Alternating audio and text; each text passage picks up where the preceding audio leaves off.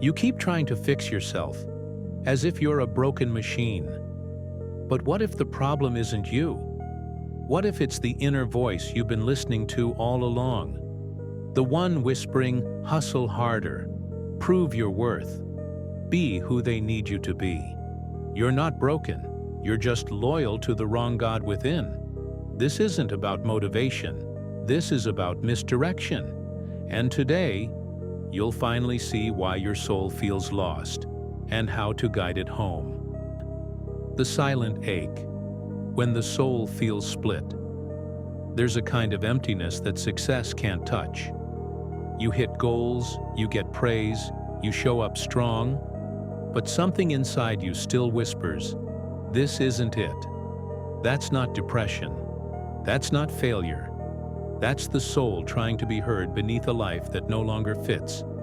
James Hillman called this the invisible wound of the soul, a pain that doesn't show on X-rays or blood tests, but it lives in the pauses between your achievements, in the stillness after applause fades, in the mirror when no one's watching, and it often begins with a slow betrayal, not of others, but of yourself. You start silencing the parts of you that are inconvenient. Your creativity becomes a hobby. Your sadness is labeled weakness. Your longing? Immaturity.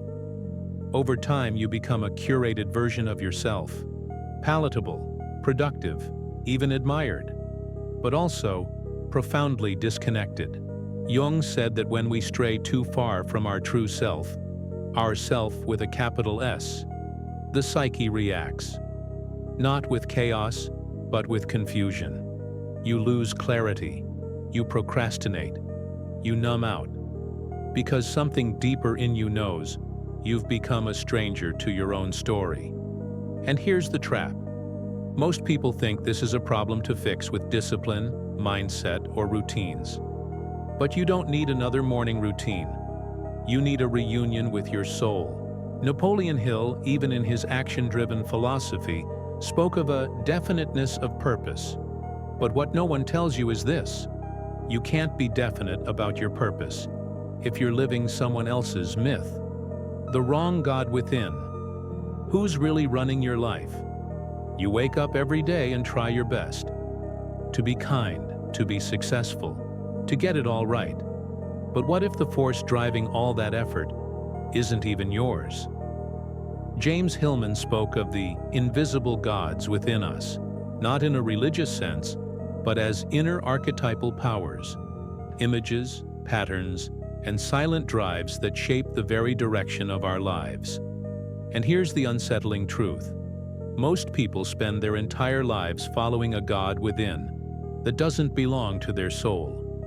Sometimes it's the God of approval, the voice that says, "If everyone likes you, you'll finally be safe." Other times, it's the God of achievement. If you just climb high enough, you'll earn the right to rest. Or maybe it's the God of quiet survival. If you don't speak up, no one can hurt you. These inner gods aren't evil. They were survival strategies. They appeared when your soul was under pressure, when silence felt safer than honesty, when success felt like the only way to be seen. But what once helped you survive is now keeping you small. Jung would say you're being possessed by an unconscious archetype. Hillman would add, "We're not meant to kill these gods, but to see them, name them, and choose again." So maybe your stuckness isn't laziness. Maybe your burnout isn't a flaw. Maybe it's your soul resisting a path that was never yours to begin with. You're not broken. You're just obeying the wrong voice inside. And that's not a moral failure. That's a misalignment. It's not about doing more. It's about listening deeper.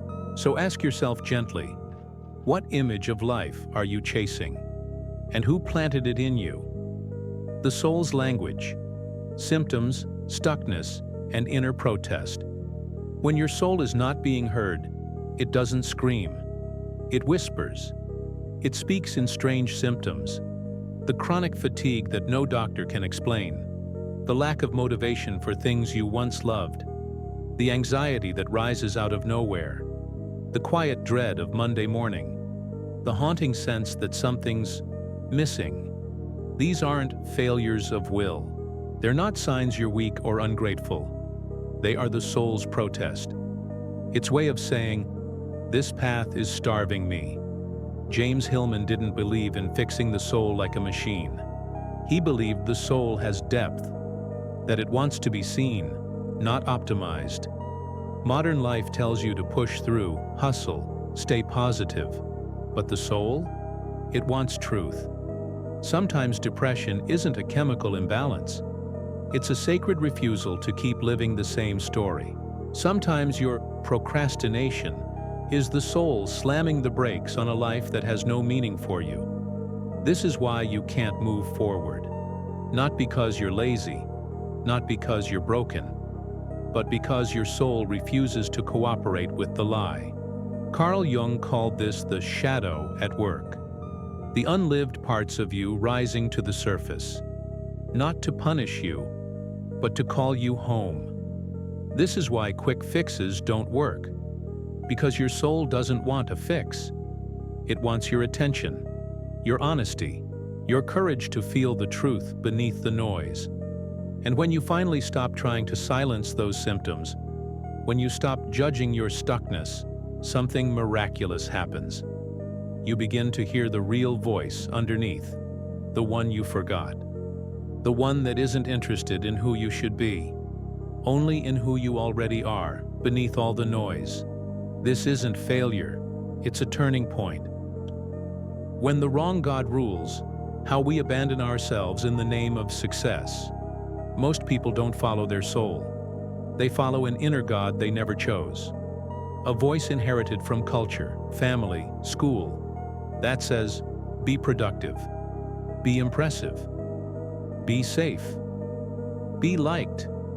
Hillman called these pathologized gods, invisible ideals that run your life without your awareness.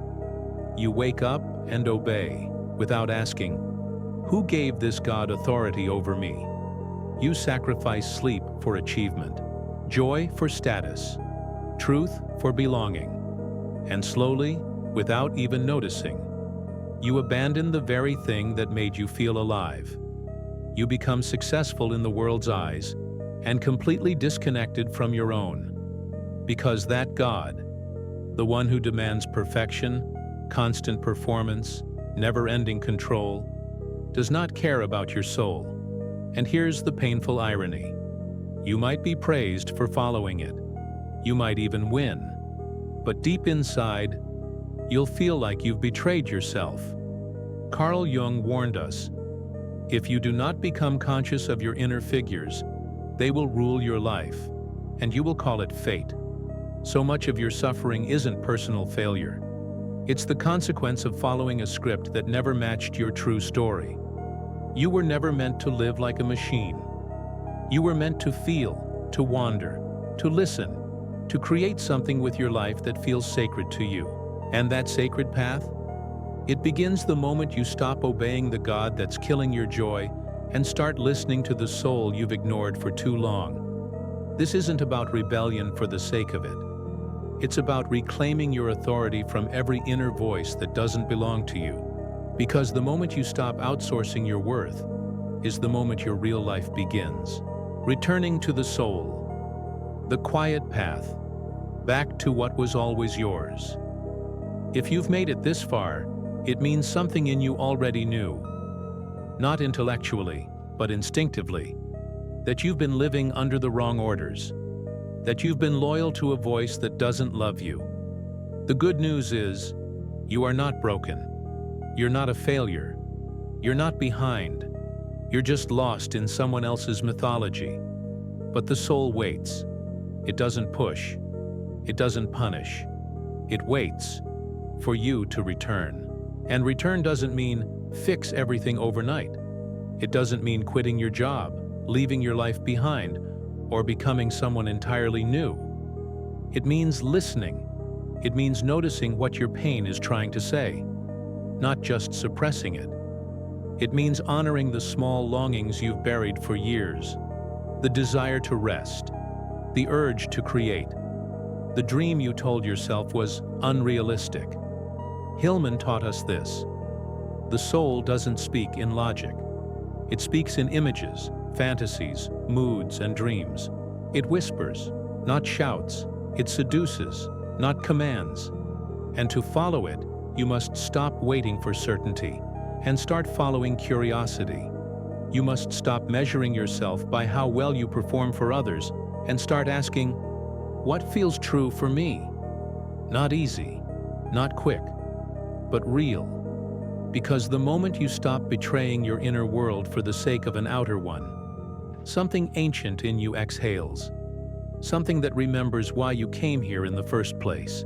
And from that place, you no longer chase purpose. You embody it, not by force, but by resonance. Because when you follow the right God within, the one that speaks from soul, not fear, your life doesn't just change, it becomes yours again.